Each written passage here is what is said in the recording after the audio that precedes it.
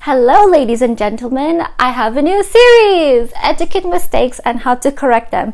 These are etiquette mistakes I saw this week that we could all learn from, and I'm going to correct them with the proper action to do instead. This way we know what to do going forward. I'm Gia, I'm an etiquette consultant based here in Los Angeles, and I am certified, just as a disclaimer, I am an etiquette consultant certified by the ILM, which is accredited and annually assessed by the City of Guilds London Institute, a royal charter granted by Queen Elizabeth II herself. So first rule of etiquette is to never correct or criticize someone. Treat others as they wish to be treated, the platinum rule. This is for edutainment purposes only. I'm here to encourage hygienic and kind behavior. First thing that happened was I was at a restaurant and the server was holding the wine bottle at the neck. I personally didn't notice this until someone else told me at the dinner. I was with loved ones and was paying attention to them, and I did not order wine. I do not drink, except for champagne when it is to toast. It personally didn't bother me, as it did the person who was telling me. As long as the server is kind and polite, I'm perfectly fine. It can be cringy though. If you hear someone singing badly, you don't have to be an expert to know that they're hitting the wrong notes. Never hold the bottle from the top half. Always hold it at the base, whether it is the body or the bottom at the punt.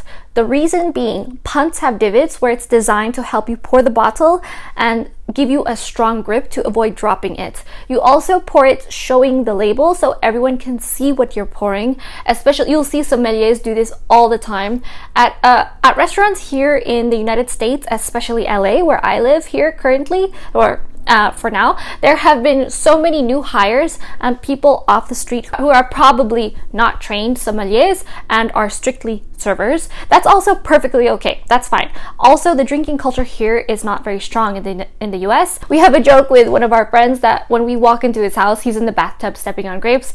Tu sais qui tu es?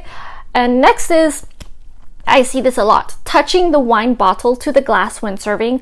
I saw this four times recently here in Los Angeles. This is not for affectation. This is for hygiene and safety. Never let the bottle touch the top of the glass because one, people's lips are touching the glass, they drink from there, it's not hygienic. And two, you don't want to crack the crystal. It's expensive. Supplies are not cheap, especially if you have a server who does this all the time. Respect the crystal. Instead, pour it in the air at a regular pace. Don't speed it up. Don't raise the bottle like a bartender like this. You have more chances of splashing someone or spilling on the beautiful tablecloth if you do raise the bottle higher. Keep it close to the glass and in the air, and the slower the better.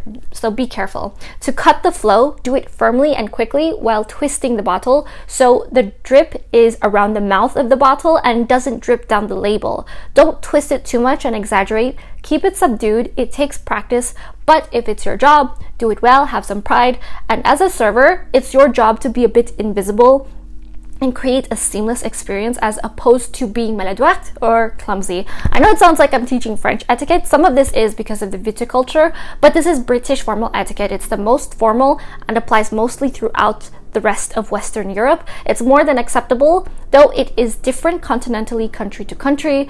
French etiquette is forget everything you know and start from scratch situation, so that's different. But I am teaching Western approved etiquette, so this is the most formal. The next guideline that was broken is food is served from the guest's left with your left hand. Drinks are served from the guest's right with the right hand. Empty plates are taken from the guest's right. I see this mix-up happen a lot with servers where they serve food from the right and they take drinks or they take things from the left. Because they just don't know and nobody tells them. I think it's the establishment's job to train them properly because it's their name on the line, but it doesn't happen, especially here in Los Angeles. The food is served from the left while drinks are served from the right, because if you're being served, food usually comes at the same time with the wine, especially when you're pairing wines with food. And I see a lot of viticulturist blasphemy too, of people ordering an acidic wine with acidic food and so forth. There's no balance. I don't know how restaurants let this happen, but my theory is they simply don't know. Because if you did know, you wouldn't want to mess it up. But also, plates are taken from the right because if you are receiving a new dish simultaneously in the next course, they can naturally serve you without any accidents. So I will make a comment about this The workforce is a mixed bag right now here in Los Angeles because I will visit the same restaurants repeatedly, yet there are new people all the time. There's constantly people leaving. Training people properly is a huge investment in time and money to get it right. Americans have a different level of pride in serving food, I noticed. I'm very proud of American food and our level of hospitality and service. Like, don't get me wrong. I'm very proud. Like, we don't have hospitality like in other countries. So I've been to Michelin rated restaurants here in America. They have a similar pride to their international counterparts, but all the servers are imported fresh off the plane from France or Italy, two nations that highly regard and value food that can talk about food for hours. When I'm here in a nice restaurant in Los Angeles, I can't compare them because it's a different culture. That's perfectly fine. I also have different standards that as long as servers have a wonderful attitude, they are kind and want to help, and that you can see that they're doing the best job they can. That's all that matters.